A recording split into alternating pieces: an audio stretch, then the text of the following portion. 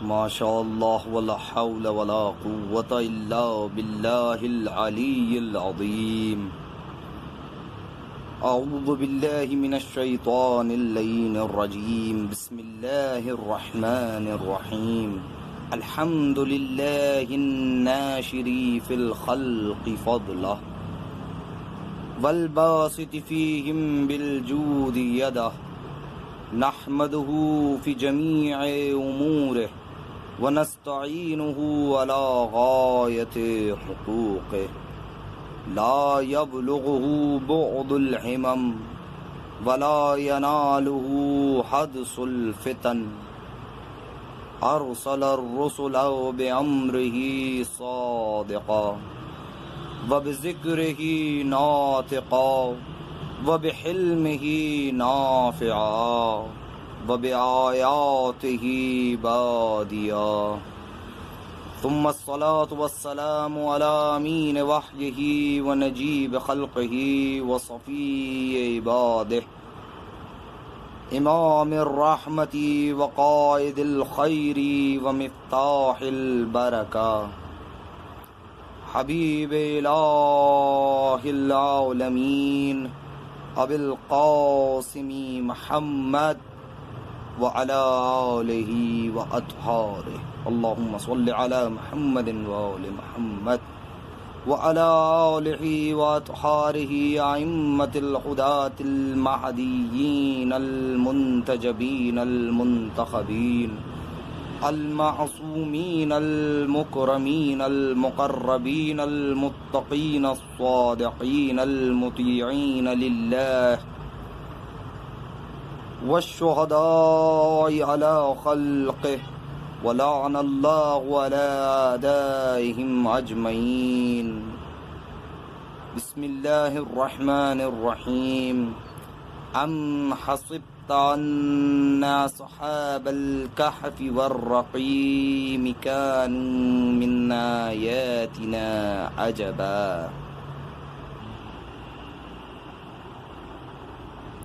مومنین گرامی قدر،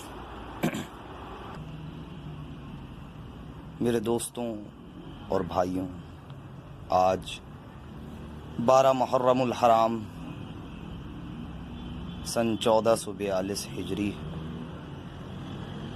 سن 60 ہجری، سن 61 ہجری کی یاد میں آج سید الشہداء مظلوم کربلا کے سویم کا روز ہے. آج اس غریب کا تیجا ہے جس پر رونے والا کوئی نہ تھا، جس کے سارے انصار و اقربا کٹ چکے تھے.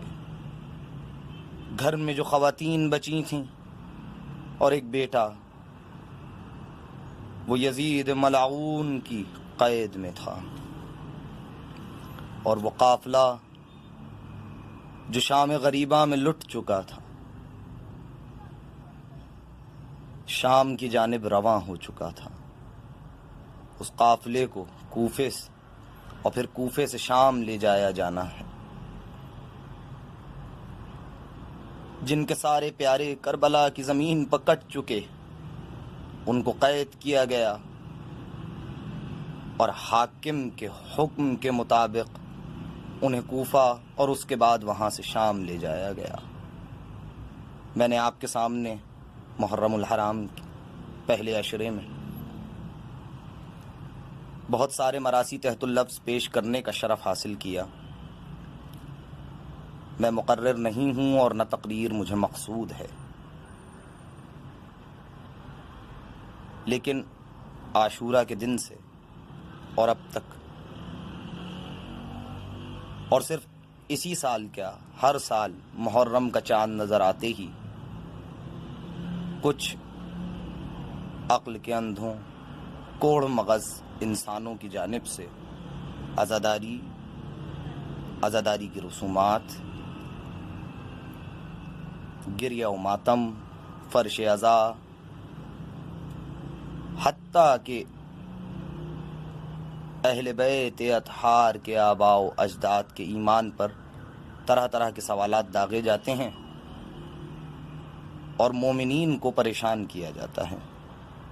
تو اس سلسلے میں میں نے سوچا کہ چند الفاظ میں بھی عرض کرتا چلوں تاکہ اس قافلے سے پیچھے نہ رہ جاؤں اور دفاع ملت تشیع میں اپنا ممکنہ کردار ضرور ادا کروں۔ میں نے پہلے بھی کئی بار، صرف اسی بار نہیں بلکہ مجھے یاد پڑتا ہے کہ میں 15-20 سال سے لوگوں سے یہی کہہ رہا ہوں کہ اب وہ وقت نہیں ہے کہ شیعہ جواب دیں ان کوڑ مغز لوگوں کی جانب سے کیے جانے والے سوالات کے جوابات شیعہ دیں۔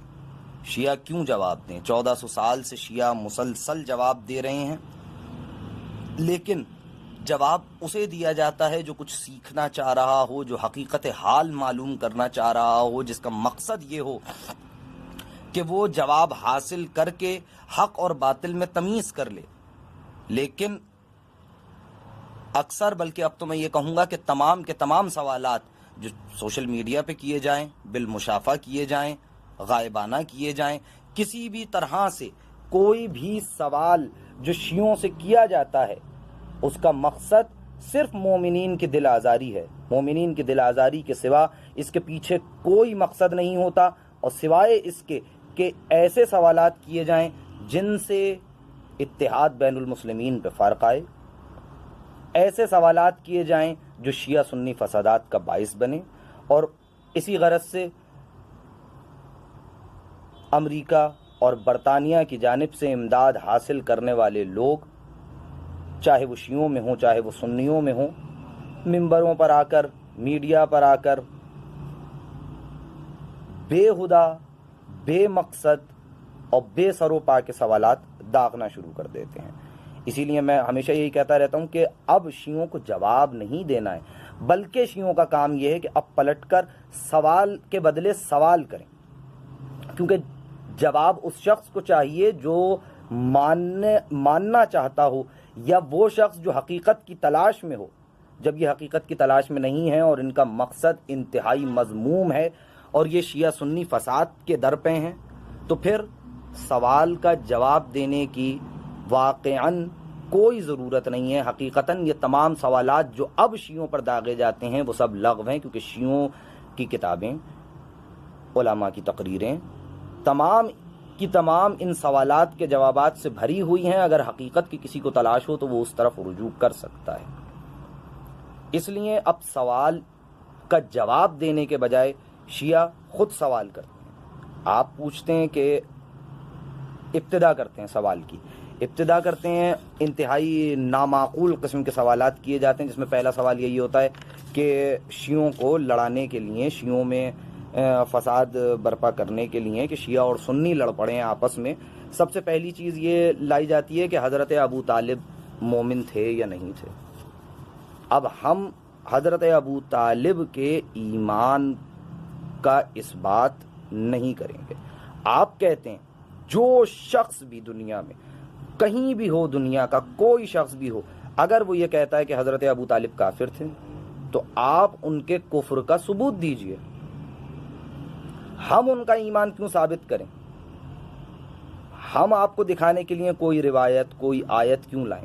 آپ لائیے ایسی آیت یا ایسی روایت جس سے یہ ثابت ہو کہ ابو طالب نے بتوں کے آگے اپنا سر جھکایا۔ ایسی روایت لائیے کہ کہیں یہ نقل ہوا ہو کہ حضرت ابو طالب علیہ الصلاۃ والسلام نے بتوں کے آگے سجدہ کیا ہو۔ کوئی ایسی رسم جو جہالت کے دور میں اس معاشرے میں، عرب کے اس جہالت زدہ معاشرے میں رائج تھی، وہاں ابو طالب ان رسومات میں کہیں شریک رہے ہوں۔ آپ روایات لاتے ہیں، کہتے ہیں کہ ابو طالب نے کبھی کلمہ نہیں پڑھا، تو اس کا بہت سادہ سا جواب ہے کہ، بلکہ جواب نہیں، یہ بھی ایک سوال ہی ہے کہ کلمہ کون پڑھتا ہے؟ آپ بتائیے۔ کلمہ وہ پڑھتا ہے جو پہلے کافر رہا ہو اور اب ایمان لا رہا ہو۔ آپ کے گھر ایک بچہ پیدا ہوتا ہے، آپ کی تابعیت میں وہ مسلمان ہوتا ہے، کیا آپ اسے کلمہ پڑھا کے مسلمان کرتے ہیں؟ نہیں، وہ آپ کا بیٹا ہے، آپ کی بیٹی ہے، آپ مسلمان ہیں، آپ کی تابعیت میں وہ مسلمان ہے۔ اگر یہ بچہ جو آپ مسلمان والدین کا بچہ ہے اور آپ کی تابعیت میں یہ مسلمان ہے، اس کے کفر کے لیے یہ ضروری ہے کہ وہ بالغ ہونے کے بعد کلمہ لا الہ الا اللہ محمد رسول اللہ صلی اللہ علیہ وآلہ وسلم کا انکار کر دے۔ اگر وہ اس کا انکار کر دیتا ہے تب اسے کافر شمار کیا جائے گا، ورنہ وہ آپ کی تابعیت میں مسلمان رہے گا۔ اس کو مسلمان رہنا ہے، کیوں؟ کیونکہ وہ مسلمان گھرانے میں پیدا ہوا ہے، اور اس کے لیے یہ ضروری نہیں ہے کہ وہ کلمہ پڑھ کے اپنے ایمان کا، اپنے اسلام کا ثبوت دے۔ آپ کہتے ہیں ابو طالب کافر ہے، تو آپ ابو طالب کے کفر پر دلیل لائیے، ورنہ ابو طالب کا ایمان اظہر من الشمس ہے۔ ابو طالب کا ایمان کسی سے ڈھکا چھپا نہیں ہے۔ اور اگر آپ کوئی ایسا آلہ ایجاد کر لیں کہ آج سے نکل کے آپ مکے کے اس دور میں پہنچ جائیں جب رسول نے ہجرت نہیں کی ہے اور ابو طالب مکے کے اس معاشرے میں موجود ہیں، تو آپ خود کہیں گے کہ ابو طالب مسلمان ہیں۔ کیوں؟ کیونکہ ابو جہل نے کبھی نہیں کہا کہ ابو طالب اب تمہیں کیا ہو گیا، تم بھتیجے کے ایمان پہ چلنے لگے، پہلے تو تم بتوں کو سجدہ کرتے تھے۔ کوئی روایت لا کے دکھا دیجیے۔ تو جیسا کہ میں نے کہا کہ کلمہ پڑھ کر وہ مسلمان ہوتا ہے جو پہلے کافر رہا ہو۔ تو جو لوگ پہلے کافر تھے انہوں نے کلمہ پڑھا اور رسول کے ہاتھ پر مسلمان ہوئے، لیکن جو شخص از اول ابتدا سے مسلمان ہو، دین حنیف کا پیروکار ہو، اسے کلمہ پڑھنے کی کوئی ضرورت نہیں ہوتی۔ ہم ایمان ابو طالب پر اور دیگر مسائل پر بھی اپنے تمام جوابات دے چکے۔ آپ کو اگر اب بھی مسئلہ روشن نہیں ہو رہا، آپ کے لیے بات واضح نہیں ہو رہی، تو الحمدللہ تشیع کا دامن علم سے مالا مال ہے۔ آپ علماء کی کتابیں جو کہ چھپی ہوئی بھی ہیں، تقاریر بھی موجود ہیں، آڈیو ویڈیوز سب آپ کو انٹرنیٹ پر مل سکتی ہیں۔ آپ ان کی طرف رجوع کیجئے اور اپنے سوالات کا جواب حاصل کیجئے۔ اب وقت یہ ہے کہ آپ ہمارے سوالات کے جوابات دیجئے۔ مذہب تشیع حق ہے، کیوں؟ کیونکہ اس کا براہ راست رابطہ معصوم اماموں سے ہوتا ہوا رسول خدا تک جاتا ہے، اور درمیان میں کسی صحابی، غیر معصوم صحابی بھی موجود نہیں ہے، درمیان میں کوئی غیر معصوم موجود نہیں ہے، اور یہ براہ راست تشیع رسول خدا سے متصل ہو جاتا ہے، درمیان میں کسی غیر معصوم کا کوئی سہارا نہیں ہے۔ جب یہ دین براہ راست رسول خدا سے متصل ہو جاتا ہے تو یہی دین حق ہے۔ اگر آپ کہتے ہیں کہ وہابیت آپ کی حق ہے، اگر آپ حق پر ہیں اور یہ وہابیت حق پر ہے، تو وہابیت کی حقانیت کی دلیل دیجئے۔ یہ وہابیت 20ویں صدی کا، 19ویں صدی کا ایک فتنہ ہے جسے استعمار نے ایجاد کیا ہے۔ اس فتنے کو اگر آپ یہ کہتے ہیں کہ یہ وہی دین ہے، یہ وہی اسلام ہے جو رسول اللہ سے چلا آ رہا ہے، تو دلیل آپ کو دینی ہے۔ آپ دلیل دیجئے اور ثابت کیجئے کہ آپ کی وہابیت حق ہے۔ اگر آپ کے پاس دلیل نہیں ہے تو مان لیجئے کہ پھر شیعت حق ہے۔ اگر وہابیت کی جڑیں تلاش کرنا شروع کریں تو میں نے جیسے کہا کہ یہ فتنہ جو ہے وہ 19ویں 20ویں صدی کا فتنہ ہے، لیکن اس کی جڑیں اگر آپ تلاش کریں گے تو یہ آپ کو خوارج میں مل جائیں گی، خوارج میں، بنو امیہ میں اس کی جڑیں آپ کو مل جائیں گی۔ لیکن یہ فتنہ وہاں پر دفن ہوا تھا، اس کے بعد یہ گڑے مردے اکھاڑے گئے 20ویں 19ویں صدی میں آ کر۔ اگر آپ غیر جانبدارانہ طور پر اس کی تحقیق کریں گے تو آپ خود جان جائیں گے کہ دنیائے اسلام میں اٹھنے والی بدعتوں میں سب سے نئی، سب سے جدید ترین بدعت یہ وہابیت ہے۔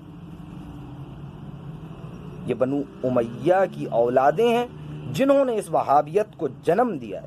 آپ اپنا وجود ثابت کیجئے، ورنہ تشیع تو حق ہے، تشیع وجود رکھتا ہے، وہابیت ایک شبہ سے زیادہ کچھ نہیں ہے، ایک سایہ ہے۔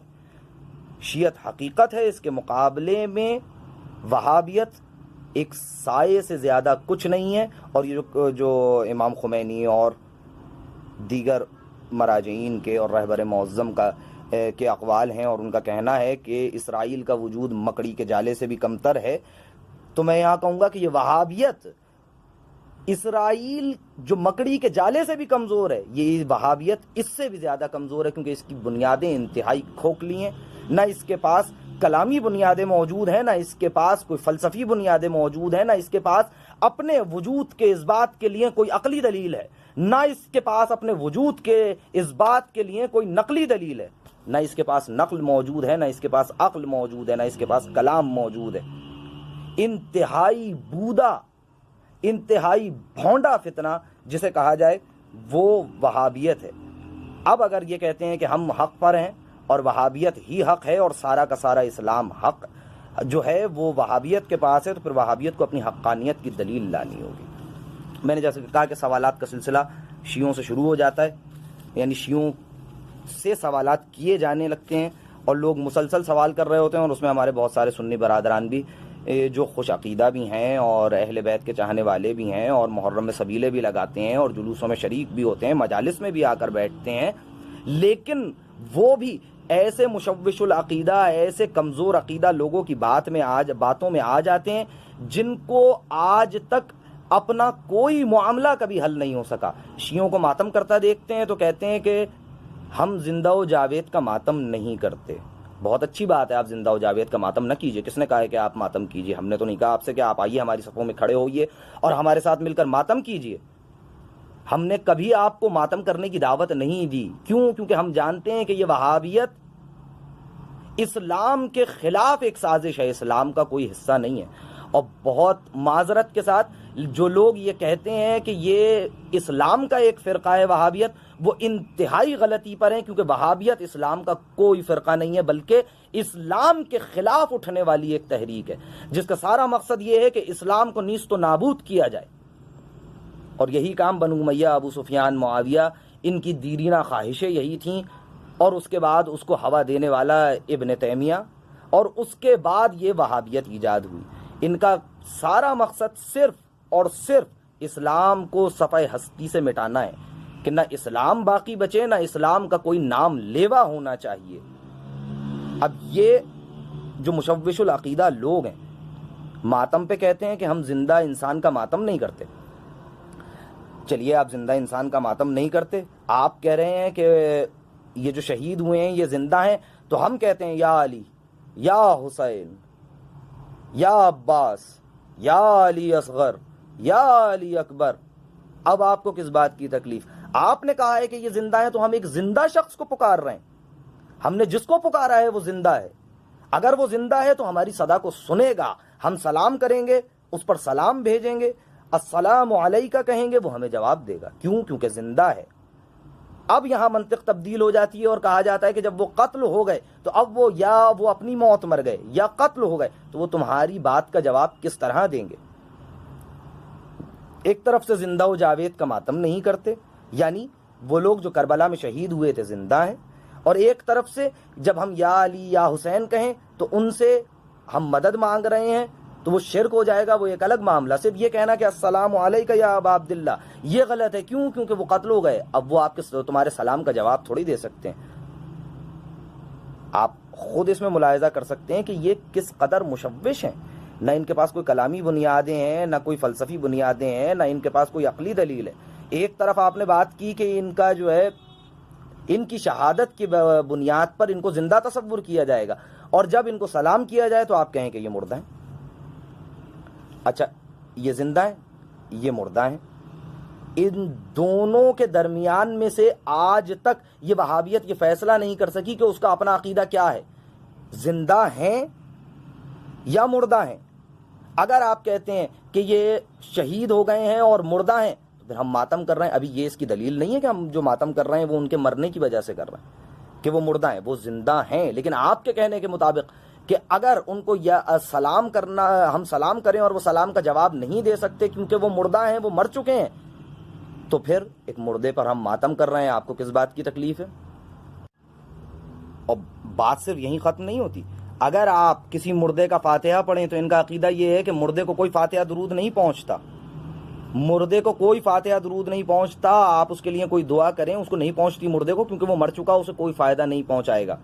کوئی دعا آپ کی اس کو فائدہ نہیں پہنچائے گی۔ آپ اس کے لیے یاسین پڑھ ڈالیے، قل پڑھ ڈالیے، اس کو کوئی فائدہ نہیں ہونے والا۔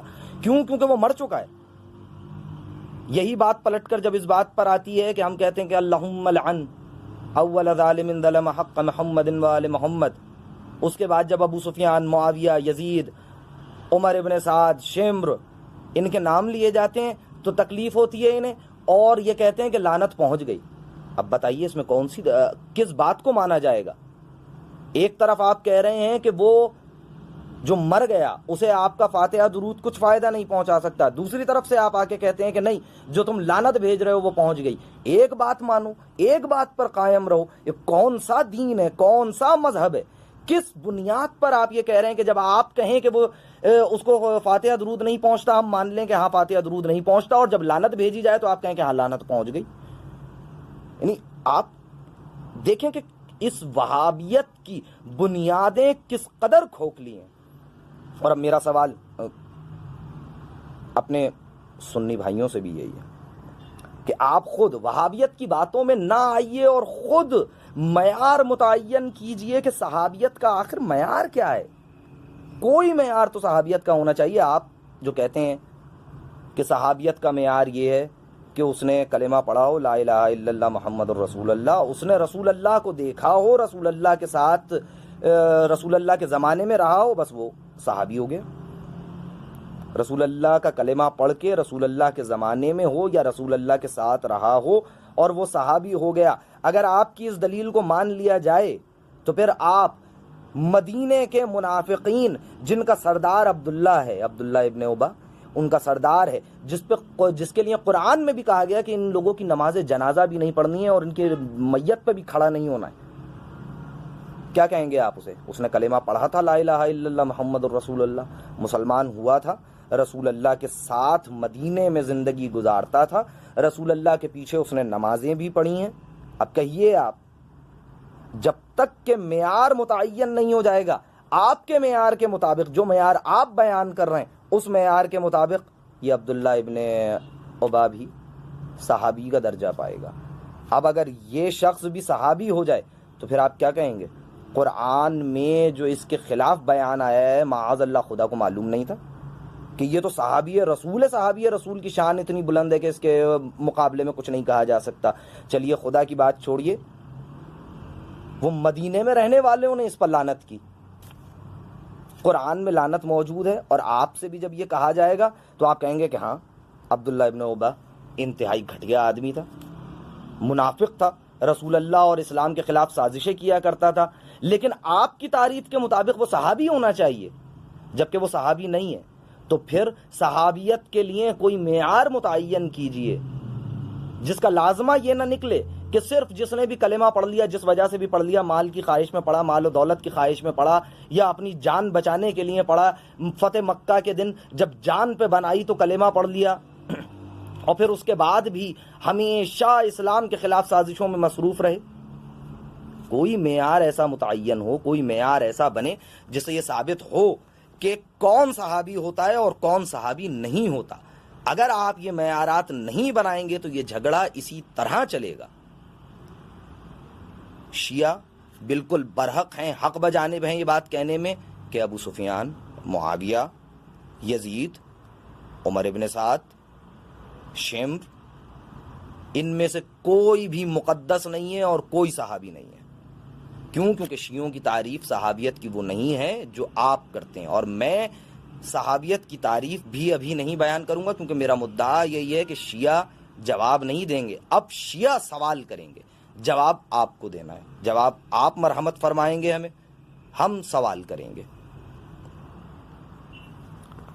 اور جیسا کہ میں نے آپ سے کہا تھا کہ لعنت شیعہ کرتے ہیں، اور وہابیوں کا کہنا یہ ہے کہ لعنت جس پر لعن کیا جائے اس تک پہنچ جاتی ہے۔ اہل سنت کے تمام مقدسات ہماری سر آنکھوں پر، ہمیں اتحاد کی خاطر ان کے تمام مقدسات کا احترام ہم اپنے اوپر واجب سمجھتے ہیں، مگر لعنت کرنا ایک ایسا فریضہ ہے جو قرآن میں خدا نے بھی فرمایا ہے۔ اب یہ آیت بھی آپ لوگ خود تلاش کیجئے گا، میں آیت کا ریفرنس بھی نہیں دوں گا، اور میں اگر کوئی روایت بھی اگر میرے ذہن میں آئے گی پڑھوں گا تو میں کسی روایت کا ریفرنس بھی نہیں دوں گا، کیونکہ جواب نہیں دینا ہے، صرف سوال کرنا ہے۔ آپ بتائیے کہ کیا قرآن میں یہ موجود نہیں ہے کہ جو دشمن خدا ہو، جو خدا اور اس کے رسول کے خلاف عمل کرتا ہو، اس پر خدا، خدا، رسول، فرشتے اور مومنین سب مل کر لعنت کرتے ہیں۔ اس آیت سے جس کا مفہوم میں نے آپ کے سامنے بیان کیا ہے، یہ بات بالکل واضح ہو جاتی ہے کہ لعنت کرنا دشمن خدا پر، دشمن رسول پر، دشمن خدا دشمن رسول پر لعنت بھیجنا مومن کی نشانیوں میں سے ایک نشانی ہے۔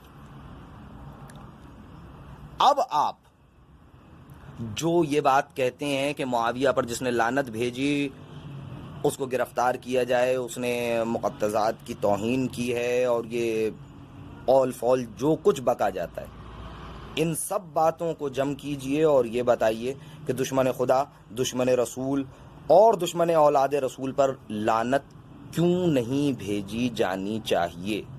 اس کی وجہ بیان کیجئے آپ۔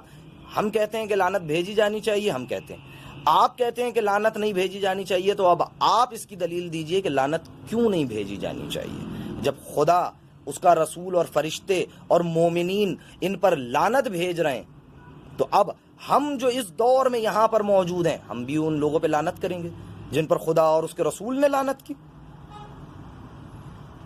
اب آپ لعنت نہیں کرتے، ہم لعنت کرتے ہیں، تو اس کا مطلب ہے کہ وہ جو ایمان کا ایک حصہ تھا وہ ہمارے پاس موجود ہے۔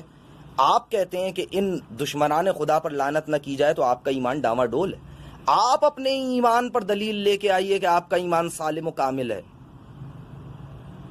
نماز، روزہ، حج، زکوٰۃ، خمس، جہاد، امر بالمعروف، نہی عن المنکر، تولا اور اس کے بعد تبرہ، یہ 10 کے 10 جب تک باہم نہ ہو جائیں ایمان مکمل نہیں ہونے والا، آپ کا عمل کامل نہیں ہونے والا، آپ نے تمام ارکان پر عمل نہیں کیا ہے۔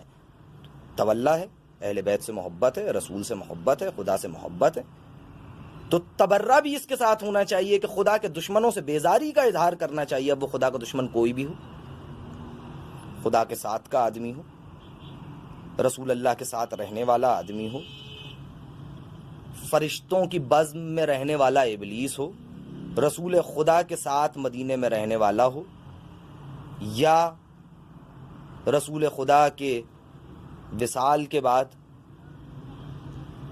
خلافت کو ملوکیت میں تبدیل کر دینے والا معاویہ ابن ابو سفیان ہو، یا اولاد پیمبر کا قاتل یزید ہو، ان سب پر لعنت کی جائے گی جب ایمان مکمل ہوگا۔ اب آپ کو اپنے ایمان کی دلیل دینی ہے کہ آپ ان سے براءت کا، لعنت براءت کا اظہار ہے، ہم ان سے براءت کا اظہار کرتے ہیں۔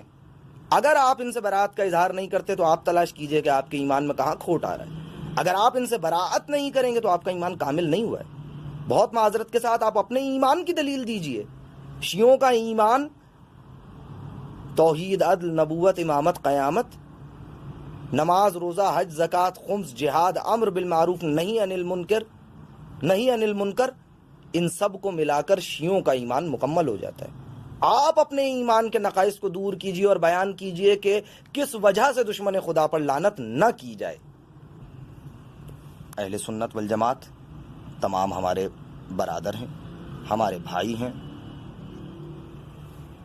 اہل سنت کے مقدسات کا احترام سر آنکھوں پر، آپ کی کلامی بحثوں سے، آپ کی دینی بحثوں میں، آپ کی دینیات میں، آپ کے عقائد کے مطابق اگر کچھ لوگ، کچھ چیزیں مقدس ہیں تو جس طرح ہر مذہب آزاد ہے اپنے مقدسات کے لیے، اور کسی بھی مذہب کے مقدسات کی توہین کرنا جائز نہیں ہے، اہل سنت کے مقدسات کی توہین بھی جائز نہیں ہے، بالکل جائز نہیں ہے، اور ہم اس کا احترام کرتے ہیں۔ آپ کی کلامی بنیادوں پر جو آپ کا عقیدہ استوار ہوتا ہے ہم اس کا احترام کرتے ہیں، لیکن خود اہل سنت کی کتابوں میں، اہل سنت کے علماء کے بیانات سے یہ خود ثابت ہے کہ ابو سفیان، معاویہ، یزید، عمر ابن سعد ہو، شمر ابن مرجانہ اور اس طرح کے دیگر چقدس معاب جنہیں وہابیوں نے مقدس بنا کر پیش کر دیا ہے، ان میں سے کوئی مقدس نہیں ہے۔ لہذا اہل سنت والجماعت کو اس بات پر کسی قسم کا جھگڑا، کسی قسم کا اعتراض نہیں ہونا چاہیے کہ ہم ابو سفیان، معاویہ، یزید اور اس کے حواریوں پر لعنت کریں، کیونکہ یہ سب وہابیت کی ٹامک ٹوئیاں ہیں۔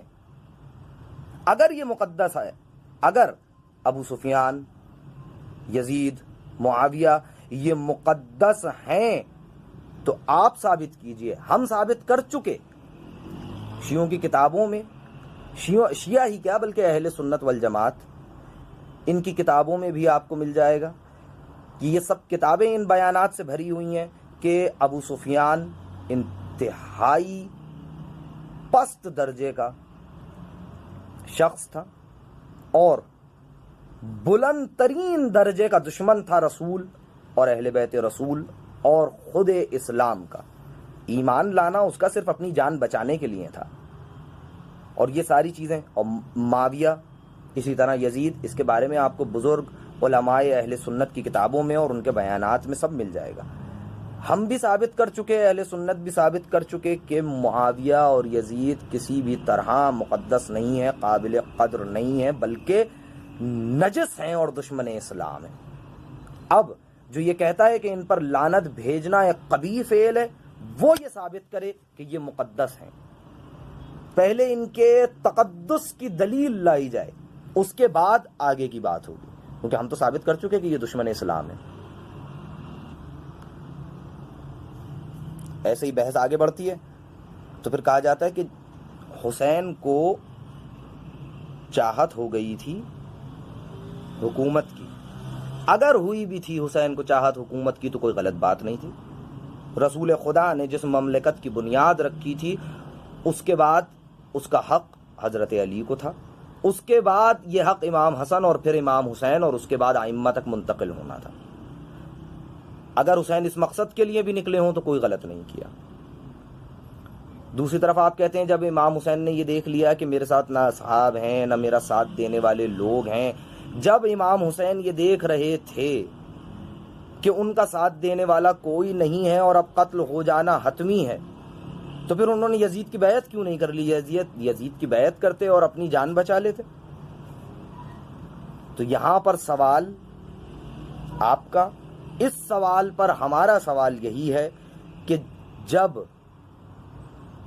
امام حسین علیہ الصلاۃ والسلام نے یزید کی بیعت نہیں کی تو باقی کسی دوسرے کو یہ کب حق پہنچتا تھا کہ وہ یزید کی بیعت کر لے؟ جب امام حسین نے بیعت نہیں کی تو باقی کے لوگوں نے کیوں یزید کی بیعت کر لی؟ چاہے وہ کتنے ہی بڑے بڑے نام کیوں نہ ہوں، کیوں یزید کی بیعت کی گئی؟ تاریخ کی کتابیں کھنگالیے، علماء کے بیانات کو دیکھیے، اہل تشیع کو نہیں، اہل سنت کے بیانات کو دیکھیے، جہاں پر آپ کو یہ واضح مل جائے گا۔ آپ خود اس کو تلاش کیجئے، آپ کو واضح طور پر یہ باتیں مل جائیں گی کہ جس وقت یزید اقتدار میں آیا ہے اور اس نے مسند خلافت پر اپنے نجس قدم رکھے ہیں تو پورے اسلامی معاشرے میں امام حسین علیہ الصلاۃ والسلام سے زیادہ باتقویٰ، امام حسین علیہ الصلاۃ والسلام سے زیادہ با ایمان، متقی، پرہیزگار، شجاع اور اپنے نفس پر قابو رکھنے والا، یعنی وہ تمام صلاحیتیں جو ایک رہبر میں، ایک امام میں، ایک خلیفہ میں ہونی چاہیے، وہ تمام صلاحیتیں اس وقت جس میں بدرجہ اتم موجود تھیں، وہ صرف امام حسین علیہ الصلاۃ والسلام کی شخصیت تھی۔ تو اب بتائیے کہ یہ کہاں کا انصاف ہے کہ ایسے شخص کی موجودگی میں یزید جیسے بدذات کی بیعت کی جائے؟ جو یہ کہتے ہیں کہ امام حسین یزید کی بیعت کر لیتے، وہ یہ جواب دیں کہ جب امام حسین نے بیعت سے انکار کیا تو اس وقت یہ لوگ کہاں تھے؟ امام حسین کے نقش قدم پر کیوں نہیں چلے؟ انہیں کس نے حق دیا تھا کہ یہ جا کر یزید کی بیعت کر لیں؟ اس وقت جن لوگوں نے یزید کی بیعت کی انہیں یزید کی بیعت نہیں کرنی چاہیے تھی، نہ یہ کہا جائے کہ حسین کو یزید کی بیعت کر لینی چاہیے تھی۔ اب آپ اس کا جواب دیجئے کہ لوگوں نے یزید کی بیعت کیوں کی جب حسین نے ٹھکرا دی تھی بیعت؟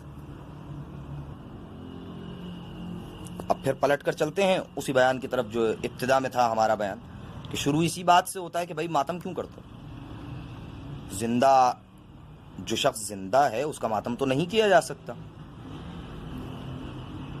جو شخص زندہ ہے اس کا ماتم نہیں کیا جا سکتا. ہم بھی کہتے ہیں ہاں جو شخص زندہ ہے اس کا ماتم نہیں کریں گے. لیکن کوئی شخص زندہ بھی ہو لیکن اس پر مصیبتوں کے پہاڑ توڑ دیے جائیں, اس پر اس کی زندگی کو تنگ کر دیا جائے, اس پر اس کا کھانا پینا حرام کر دیا جائے, اس پر ہر طرح کے مظالم کو روا رکھا جائے, تو آپ یہ بتائیے کہ ان مظالم پر احتجاج کیا جائے گا یا نہیں کیا جائے گا؟ ہم کہتے ہیں حسین بے گناہ قتل ہوئے, ہم ثابت کر چکے کہ بے گناہ قتل ہوئے حسین. جب حسین بے گناہ قتل ہوئے ہیں تو حسین پر ظلم ہوا ہے اور ہم اس ظلم پر احتجاج کی خاطر رو رہے ہیں. آپ بتائیے آپ کیوں احتجاج نہیں کرتے؟ آپ یہ بیان کیجئے کہ آپ کیوں اس ظلم پر پردے ڈالنے کی کوششیں کرتے ہیں اور یہ احتجاج نہیں کرتے کہ کربلا کے دشت میں رسول کا نواسا بھوکا پیاسا شہید کر دیا گیا.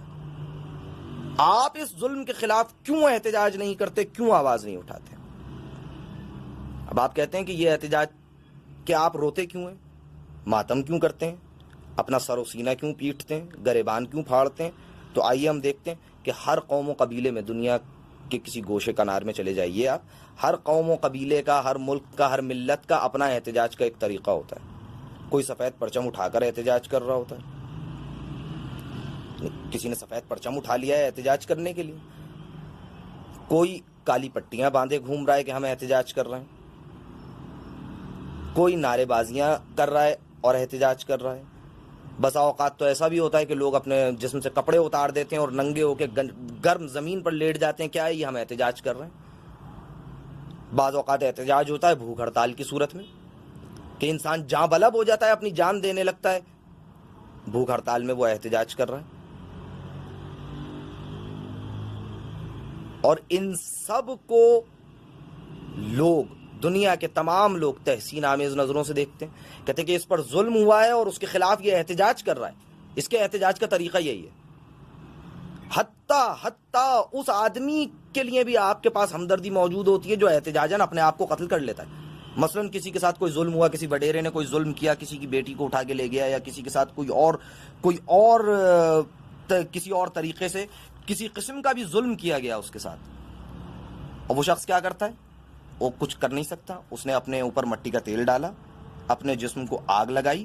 اب اس کے اس عمل کو بہت تحسین آمیز نظروں سے دیکھا جاتا ہے اور کہا جاتا ہے کہ اس بیچارے کے پاس اور کچھ نہیں تھا, یہ اس وڈیرے کو یا اس سیاستدان کو یا اس ظالم شخص کو نہ مار سکتا تھا, زبان سے برا بلا کہہ سکتا تھا, وہ کہہ دیا. یہ اس کو مار نہیں سکتا تھا. یہ جہاں جہاں انصاف کا دروازہ کھٹکھٹانے گیا, جہاں جہاں اس نے دستک دی, وہاں سے اس کو مایوس کر دیا گیا, کیونکہ فرض کیا کہ یہ جو شخص ہے یہ اس قدر اثر و رسوخ والا ہے کہ اس کے خلاف کوئی آواز نہیں اٹھا سکتا. اس کا کام صرف یہ تھا کہ اس نے کسی عدالت کے سامنے یا اس وڈیرے کے گھر کے سامنے یا کسی پولیس تھانے کے سامنے اپنے اوپر مٹی کا تیل چھڑکا اور اپنے آپ کو آگ لگا لی, جو سارے اخبارات میں اس کی خبر چھپ گئی, اور لوگوں نے جو ہے وہ یہ کہا کہ ہاں اس کے ساتھ ظلم ہوا تھا, اس کو انصاف ملنا چاہیے. وہ جو ظلم ہوا تھا اس کو انصاف ملنا چاہیے, چاہے مرنے کے بعد اس کو اس کا انصاف ملے. حسین قتل ہوئے, بے جرم و خطا قتل ہوئے, بھوکے پیاسے انہیں قتل کیا گیا, نہ صرف قتل کیا گیا, لاشوں کو پامال کیا گیا, ان کے اعضاء و جوارے کاٹ دیے گئے, ان کے گھر والوں کو قیدی بنا لیا گیا. تو ہمارا احتجاج یہی ہے کہ ہم رو کے اور ماتم کر کے احتجاج کریں گے. ہمارے احتجاج کا یہی طریقہ ہے. اور جس طرح دنیا کی دیگر اقوام کے کسی احتجاج پر آپ کو اعتراض نہیں ہے کہ وہ جس صورت میں چاہے احتجاج کریں, تو آپ کو شیعوں کے بھی احتجاج پر اعتراض نہیں ہونا چاہیے کہ یہ اپنا سر و سینہ پیٹ کر احتجاج کریں, جلوس نکال کر احتجاج کریں, یا نعرے لگا کر احتجاج کریں. ایک ظلم 61 ہجری میں محرم کے مہینے میں, محرم الحرام میں, جس میں خون بہانا بھی منع ہے, محرم کی ہتک کو پامال, محرم کی عزت کو پامال کیا گیا, محرم کی ہتک کی گئی, نبی کے خون کے ساتھ کھلواڑ کیا گیا, بے عزتی کی گئی نبی کی, توہین رسالت کی گئی, اور وہ بھی محرم الحرام کے مہینے میں. اس پر ہم احتجاج کرتے ہیں. آپ یہ بتائیے کہ آپ احتجاج کیوں نہیں کرتے؟ آپ یہ بتائیے کہ ہم احتجاج کرتے ہیں, ہمارا احتجاج کا طریقہ یہ ہے. آپ کا احتجاج کا کیا طریقہ ہے؟ آپ کے احتجاج کا طریقہ صرف یہی ہے کہ یزید بھی علیہ السلام ہو جائے، یزید بھی صلوات اللہ علیہ ہو جائے، یزید بھی رضی اللہ ہو جائے، معاویہ بھی رضی اللہ ہو جائے؟ یہ اگر آپ کے احتجاج کا طریقہ ہے تو اسے دنیا کی کوئی عقل چھوڑیے، دنیا کا کوئی احساس اس کو تسلیم نہیں کر سکتا۔ ماتم ہو، ٹائر جلانا ہو، آپ کا کوئی شخص اپنے آپ پہ مٹی کا تیل ڈال کے اپنے آپ کو آگ لگا لے دنیاوی کاموں کے لیے، صرف اپنے اوپر پڑنے والی مصیبت کے احتجاج کے لیے، آپ کو اس کا یہ احتجاج قبول ہے؟ آل محمد پہ جو ظلم ہوئے ان کے خلاف احتجاج کرنے کے لیے جلوس، مجلس، ماتم برپا کیا جائے تو آپ کہتے ہیں کہ یہ احتجاج نہیں؟ آپ بتائیے آپ نے کیا احتجاج کیا؟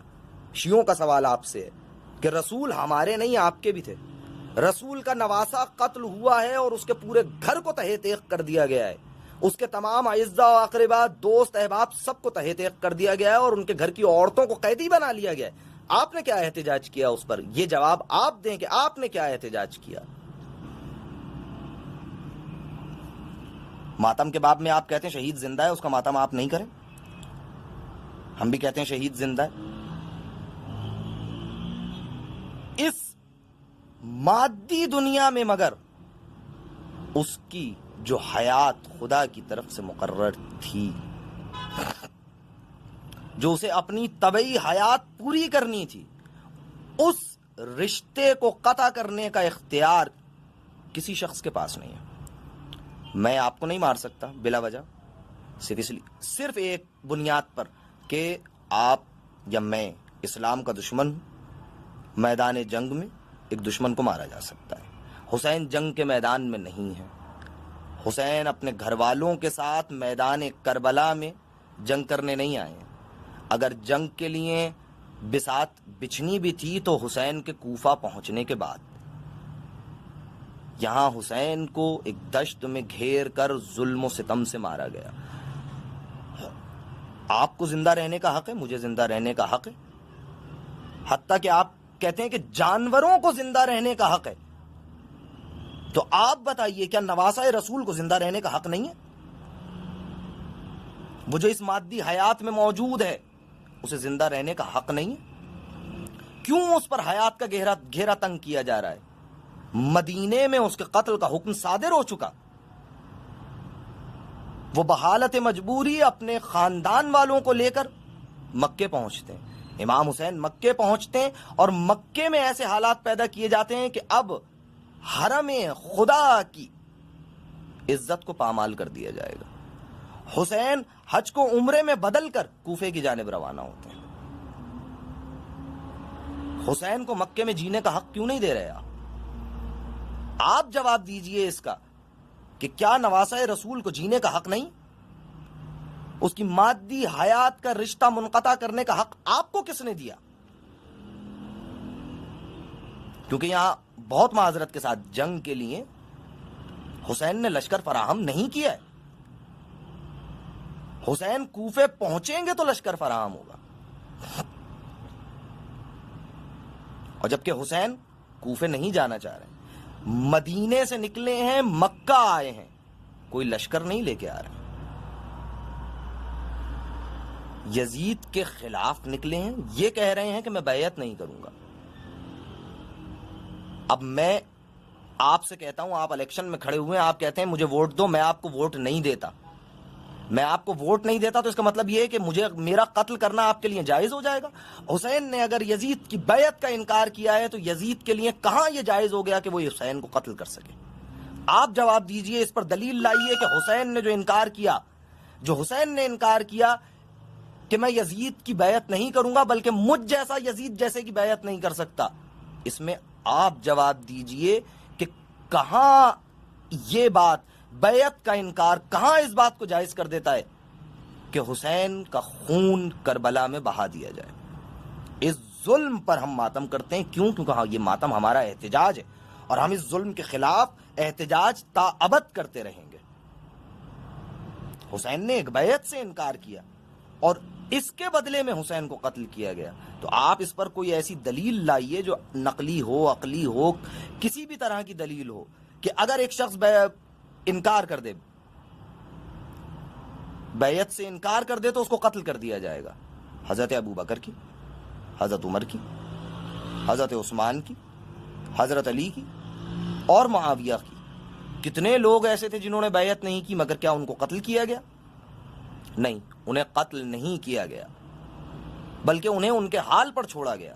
تو اگر حسین نے بیعت نہیں کی تھی، حسین نے انکار کیا تھا بیعت کا، تو یہ کہاں سے فتویٰ آ سکتا ہے کہ قتل کیا جائے حسین کو؟ جنہوں نے یہ فتوے دیے ان کو بھی تلاش کیجیے کہ انہوں نے کس بنیاد پر فتوے دیے، اس پر دلیل لائیے، ورنہ ہمارا احتجاج تا ابد جاری رہے گا کہ حسین کو مظلومانہ قتل کیا گیا ہے جب تک کہ اس کا قصاص نہیں ہو جاتا. اور حسین کے قتل کا قصاص یہ ہے کہ جو حق اہل بیت کا غضب کیا گیا ہے وہ واپس پلٹایا جائے. اور وہ حق کیا ہے؟ وہ حق اس پورے اسلامی معاشرے کی حکومت ہے. وہ آپ حسین کو واپس کر دیجئے، اہل بیت کو واپس کر دیجئے، یہ احتجاج ختم ہو جائے گا. اب پھر آتے ہیں اس بیان کی طرف کہ لعنت کرنا ہمارا فریضہ ہے اور ہم لعنت کریں گے. دشمن خدا پر ہمیں لعنت کرنی ہے. اہل سنت کے مقدسات کا احترام اپنی جگہ، لیکن جو اولاد رسول کا قاتل ہو، جس نے زوجہ رسول کو قتل کیا ہو، اور ان سب کے ثبوت آپ کو اہل سنت کی کتابوں میں خود مل جائیں گے، جس نے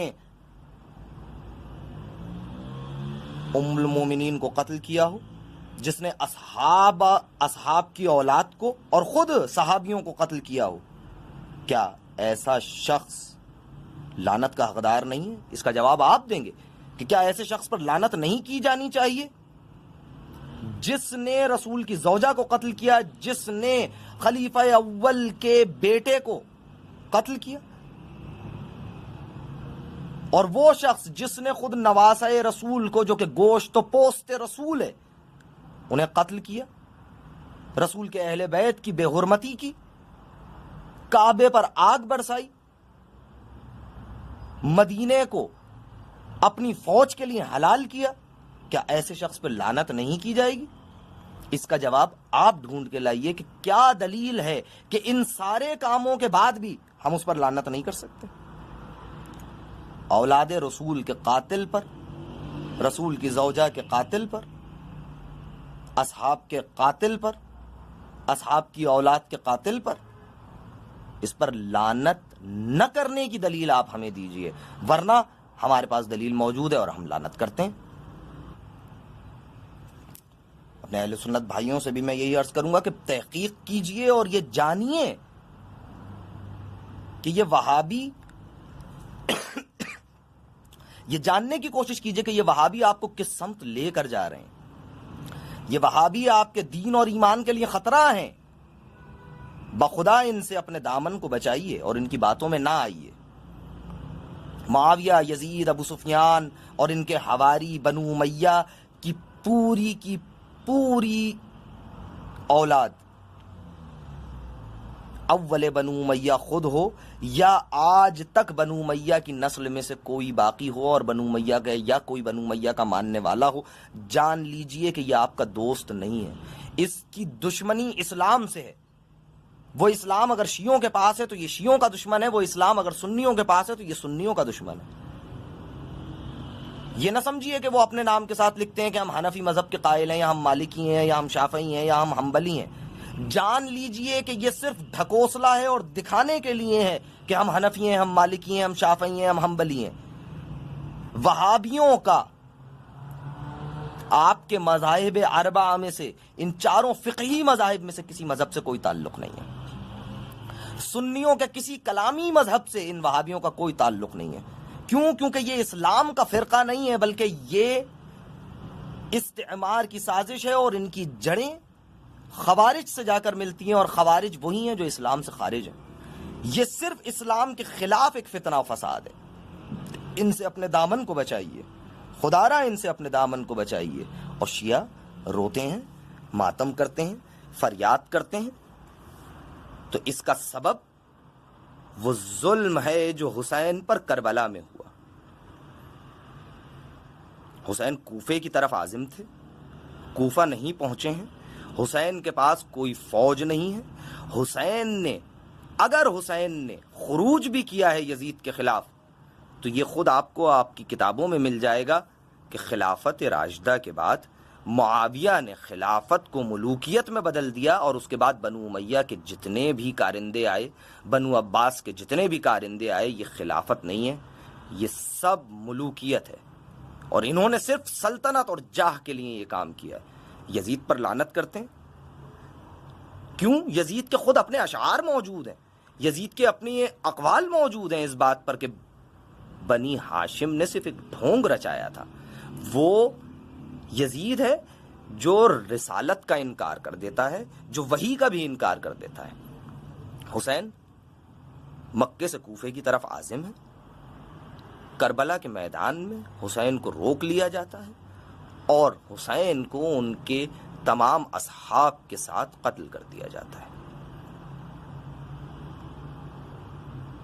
حسین جنگ کی تیاری سے نہیں آئے ہیں، اسلحہ بھی جو حسین کے پاس موجود ہے وہ وہی اسلحہ ہے جو عرب میں عام رواج ہے کہ وہ رستے میں سفر کے لیے وہ اسلحہ ساتھ لے کر چلتے ہیں۔ حسین جنگی تجہیزات کو، جنگی ساز و سامان کو اپنے ساتھ نہیں لائے ہیں۔ کربلا کے میدان میں حسین کو روک لیا جاتا ہے۔ اب ظلم اگر یہیں تک ہو تب بھی، یہیں پر ظلم ختم ہو جاتا تب بھی شاید کچھ آنسو کم ہوتے، لیکن یہ آنسو تا ابد تک جاری رہیں گے کہ حسین کو شہید کر کے پامال کرنے کے بعد، اس سے میرا مطلب یہ نہیں ہے کہ اگر حسین کو شہید کرنے کے بعد اور معاملہ ختم ہو جاتا تو شیعہ نہ روتے، شیعہ جب بھی روتے، شیعہ اس وقت بھی احتجاج کرتے، لیکن اس احتجاج کو دو چند کر دیا گیا۔ کیوں؟ کربلا میں حسین عالی مقام، کربلا میں سید و سردار کے قتل کے بعد ان کے اہل بیت کے خیموں کو جلا دیا گیا، سیدانیوں کو اسیر کیا گیا اور قید کر کے کشاں کشاں لیے پھرے۔ اگر قصور آپ کسی طرح سے یہ ثابت بھی کرنا چاہیں کہ قصوروار حسین تھے تو قصور حسین کا تھا، حسین شہید ہو چکے، ان کے گھر والوں پر ستم کس بات سے؟ آپ جان لیجئے کہ حسین پر ہونے والا ہر ظلم، ہر ستم اس لیے نہیں تھا کہ حسین نے بیعت سے انکار کیا ہے، بلکہ یہ یزید کی وہی دشمنی تھی جو معاویہ سے اس کو ورثے میں ملی تھی کہ بنو ہاشم سے ایک ابدی دشمنی ہے۔ ابو لہب، ابو جہل، ابو سفیان کی ان کی دشمنی تھی۔ تھوڑے سے مصائب کے ساتھ اپنی اس بات کو اب میں تمام کرتا ہوں کہ خود سوچئے، رونے کے لیے لفظوں کی ضرورت نہیں، صرف سوچئے کہ جس وقت بیویوں کو قید کیا گیا، ان کے ہاتھوں میں رسن باندھی گئی، ان کے سر کے سائے کربلا کے میدان میں شہید کر دیے گئے تھے۔ اب ان بیویوں کو اسی گنج شہیداں سے گزارا جاتا ہے جہاں پر بے سر لاشیں پڑے ہیں، اور ہر بیوی، ہر بچہ اپنے والی، اپنے سرپرست کے لاشے کے پاس سے گزرتا ہے جس کے تن پر سر نہیں ہے۔ بتائیے کیا قصور تھا؟ حسین بے قصور، اس کے بعد حسین اور حسین کے اصحاب میں سے بچ جانے والے یہ لوگ جنہیں قید کر لیا گیا ہے، ان کا کیا قصور ہے کہ انہیں تازیانے مارے جاتے ہیں، انہیں تماچے مارے جاتے ہیں؟ جسمانی ایذا اپنی جگہ، انہیں روحی، انہیں نفسانی ایذا، انہیں نفسیاتی ایذا دی جاتی ہے۔ کیوں؟ سروں کو نیزوں پر اٹھا کر اسی قافلے کے ساتھ چلا جاتا ہے کہ تمام عورتیں اور بچے اپنے والیوں اور اپنے سرپرستوں کے اب کٹے سروں کو دیکھتے رہے اور ان کے غم و حزن میں اضافہ ہوتا رہے۔ کیا یہ ظلم نہیں؟ کیا اس ظلم پہ ماتم بجا نہیں؟ ہمارا احتجاج کا طریقہ ماتم ہے، ہم ماتم کریں۔ حسین شہید ہوئے، حسین کے اہل بیت قید ہوئے، وہ اہل بیت عصمت و طہارت کہ جن کا سایہ سورج نہ دیکھتا تھا، ان کے سروں سے ردائیں چھینی گئی، قید کر کے انہیں کوفے کے دربار میں ابن زیاد جیسے شرابی، ابن زیاد جیسے بدکار کے دربار میں لایا گیا، اور رسول کا نواسا جو شہید ہو چکا تو اب اس کے منہ سے، اس کے لبوں سے چھڑی کے ساتھ حاکم کھیلتا ہے۔ کیا یہ ظلم نہیں؟ انتہا ظلم کی دیکھیے کہ کربلا کے میدان میں جس وقت حسین شہید ہو گئے، ذوالجناح نے اپنی ٹاپوں سے ان دشمنوں کو واصل جہنم کرنا شروع کیا۔ کسی نے کہا کہ اس گھوڑے پر تیر بارانی کر دو کہ یہ اس طرح قابو نہ آئے گا، تو اسی کوفی اور شامی جماعت میں سے کئی لوگوں کے دل مچل گئے اور چلا اٹھے کہ آئے کیا غضب کرتے ہو، یہ ذوالجناح حسین کا نہیں، یہ رسول کی سواری ہے، اس پر رسول سوار ہوا کرتے تھے۔ یعنی وہ ذوالجناح جو گھوڑا ہے اور رسول سے منسوب ہے، اس کا احترام موجود، اور حسین جو خود رسول کا نواسا ہے، رسول کی بیٹی کا پسر ہے۔ سَيَعْلَمُ الَّذِينَ ظَلَمُوا أَيَّ مُنقَلِبٍ يَنقَلِبُونَ۔